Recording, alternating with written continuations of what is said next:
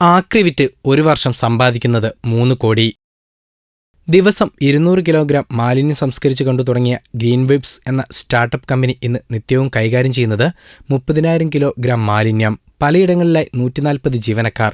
വർഷം മാലിന്യം വിറ്റ് മാത്രം വരുമാനം 3 കോടി. കോടിക്കണക്കിന് രൂപയുടെ മൂല്യമുള്ള കമ്പനിയിലേക്ക് നിക്ഷേപമിറക്കാൻ താൽപ്പര്യപ്പെടുന്നത് തന്നെ വമ്പന്മാർ.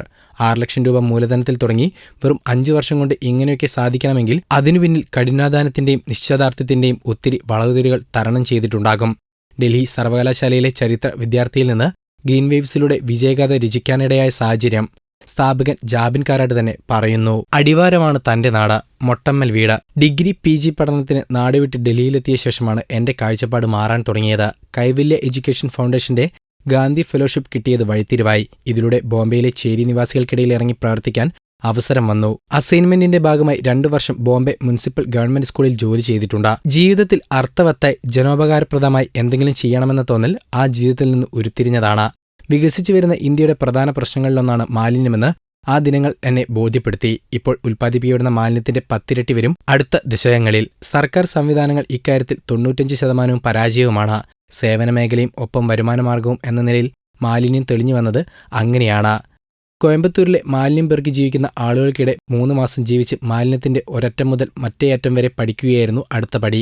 അവരിലൊരാളായി ജീവിച്ച് കാര്യങ്ങൾ ഗ്രഹിച്ചെടുത്തു. അങ്ങനെ നാട്ടിൽ തിരിച്ചെത്തി താമരശ്ശേരിക്കടുത്ത് സ്ഥലം പാട്ടത്തിനടുത്ത് ഗ്രീൻവേവ്സ് തുടങ്ങി. ഭക്ഷണാവശിഷ്ടം കമ്പോസ്റ്റാക്കി മറ്റു മാലിന്യങ്ങൾ വേർതിരിച്ച് റീസൈക്ലിങ്ങിന് അയക്കുന്നതായിരുന്നു രീതി.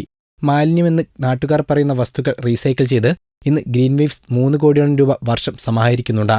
വലിച്ചെറിയുന്ന വെള്ളക്കുപ്പികൾക്ക് കിലോയ്ക്ക് 25-26 രൂപ കിട്ടും. പാൽ കവറിന് 14 രൂപ.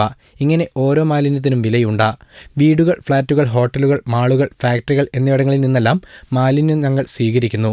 കോഴിക്കോടും കൊച്ചിയിലുമാണ് പ്രധാന ഓഫീസുകൾ. ഇവന് ആക്രി പരിപാടിയാണെന്ന് പറഞ്ഞു നടന്നവർ ഏറെയുണ്ടായിരുന്നു ആദ്യകാലത്ത്. വൈറ്റ് കോളർ ജോലിയല്ല. അതാണ് പലരുടെയും പ്രശ്നം. അതൊക്കെ മാറി വരുന്നു. നാളുകളിൽ ആളുകൾ തേടിയെത്തുന്ന മേഖലയാണിതെന്ന് ഞാൻ വിശ്വസിക്കുന്നു. ദക്ഷിണേന്ത്യയിലെ ഏറ്റവും മികച്ച വേസ്റ്റ് മാനേജ്മെന്റ് കമ്പനികളിൽ ഒന്നാവുക, ലോകത്തിലെ പേരെടുത്ത വേസ്റ്റ് മാനേജ്മെന്റ് എക്സ്പോർട്ട് ആവുക എന്നിവയൊക്കെയാണ് ഇനിയുള്ള ലക്ഷ്യങ്ങൾ. മാർച്ചിൽ US ഒരു സമ്മേളനത്തിൽ പങ്കെടുക്കാൻ ക്ഷണമുണ്ട്. എന്റെ റൂട്ട് കറക്റ്റാണെന്ന് നല്ല വിശ്വാസമുണ്ടെന്നും ഇയാൾ പറയുന്നു. നിങ്ങൾക്ക് ചുറ്റുമുള്ള വാർത്തകൾ ഞൊടിയിടയിൽ അറിയുന്നതിനായി ഈ ചാനൽ സബ്സ്ക്രൈബ് ചെയ്യുക. Media Blasters.